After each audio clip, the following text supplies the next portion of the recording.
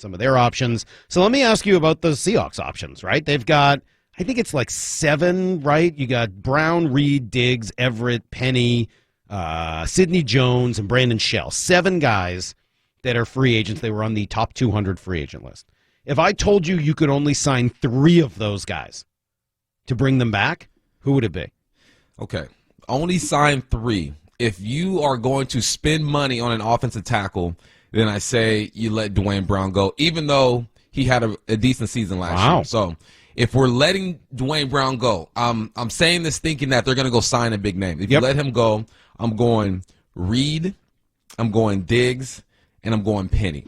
Now, if you're not going to go get a big guy, then I'm going Brown, I'm going Diggs, and I'm going Penny. Okay. Those are my 3. So let me see if I can figure out why. So Penny is because of the value, right? You're assuming you don't have to spend that much, and you're excited about the upside of what you got at the end of the year. Exactly. Value, and I'm drinking the Kool-Aid, man. I'm bought in. I'm like, hey, I'm going to roll the dice on this kid. I know he's been hurt, but he did enough for me late in the season to say, all right, let's run it back and see what happens. So it's interesting. So you're letting both of the corners go, both Reed and Sidney Jones, despite cornerback being, I would think, a much more important position than safety. I know Diggs has been a better player, but how do you justify the amount of money you'd be spending at the 2 safety spots? You justify by saying Diggs has been a Pro Bowler the last 2 years. He has 10 interceptions over the past 2 years. And if Clint Hurst uses Jamal Adams the way I think he's going to be used, more aggressively in the box, then I think they'll be okay. At the corner spot, you still got Trey Brown. I'm a big believer in Trey Brown. I think he can lock down one side. But then that means you got to go in free agency and go pick up somebody else. Okay, so you're letting both those guys go. And then you said in one scenario you were keeping Brown. Who were you keeping in the other one when you were... It was Brown, Penny, Diggs. Oh, Brown, Penny, Diggs. Or it was Reed, Diggs, Penny. Okay, so Reed gets sort of the second option there. Yeah. Yeah, it's a tough one for me. There is a part of me that thinks Sidney Jones could be the option just because I don't think you're going to have to spend as much. And he's bigger and he kind of fits that system. But I can't ignore production. And DJ Reed, as much as he's not big, as much as he doesn't fit, that guy just produces. Yeah, I mean, with all these names, Reed, Brown give me the most trouble because you want a guy on that offensive line who's going to be the anchor, the veteran, the guy to bring these guys together, a guy who can communicate with these coaches. And then you look at Reed, and all he's done since he's been on this team is make plays. He waited till later in the season this year to make plays. But I feel like Trey Brown is enough right now, and there's money. They have enough money to go out and find somebody else. It's no knock on Reed, man. I wish I could keep, in a perfect world, I keep Brown, Reed, Diggs. I keep all these guys except maybe Shaw. I can walk. Let Shaw walk. Yeah, but I think guys let Everett walk too. I don't know why, and I know I've been listening to Wyman and Bob, and I know Dave's really into Everett. He really loved what he did last year. With all respect to Dave, who understands the game certainly better than I do, I just don't see it. What am I missing with Gerald Everett? I did not see anything that led me to say that's a guy you got to have back next year. When I watch him play, Mike, I see a guy who understands route running and who's versatile. You can move him inside, you can move him outside.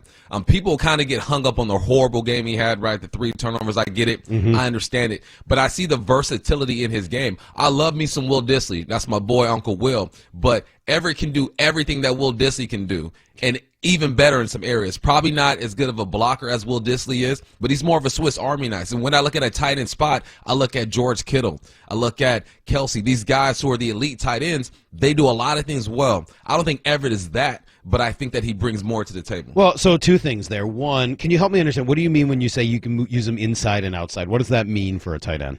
That means he can literally line up in DK spot as a Z or X receiver, and I've seen him run routes and get open against cornerbacks. Now, you're not going to bank on it. Obviously, you want your boys out there who do that. But once you move him outside, now you have the defense communicating, and they have to adjust. Mm-hmm. So, yeah, outside receiver slot, and he puts his hand in the dirt and play traditional tight end. Is it worth trying to upgrade? As you just said, he's not in that elite category like some of those guys who truly changed the game by doing that. If you can't find somebody who changes the game doing it, is it worth spending mediocre money on it?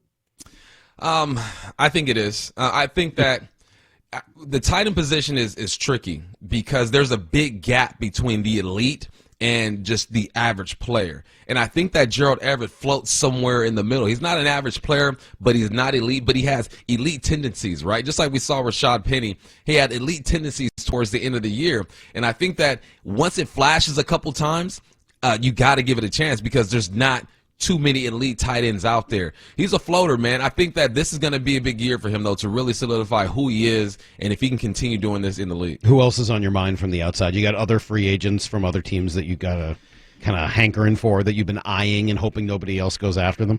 I mean, I'm trying to spend some money. You know what I'm Good. saying? I'm trying Let's to spend go. some money. Me too. I like J.C. Jackson, the cornerback for the Patriots. Go ahead and get him. You know, 8 interceptions last year. I like Armstead, the tackle from New Orleans. Like Orlando Brown, the tackle from the Kansas City Chiefs. I'm a big spender today. Usually, I'm pretty thrifty with my money, Mike. But this time of year, it's time to go spend it. You like Harold Landry?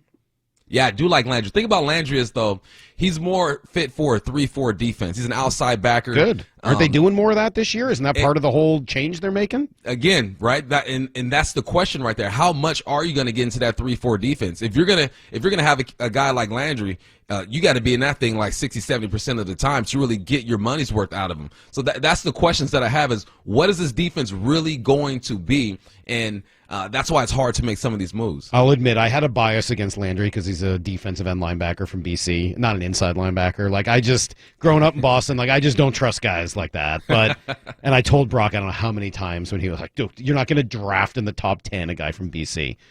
But he's been pretty good. I was wrong about that one. I got to give that guy his credit. He's been pretty good. Yeah, he's been good, man. 12 sacks last year. Yeah, you can move him around. He's young. Go get him.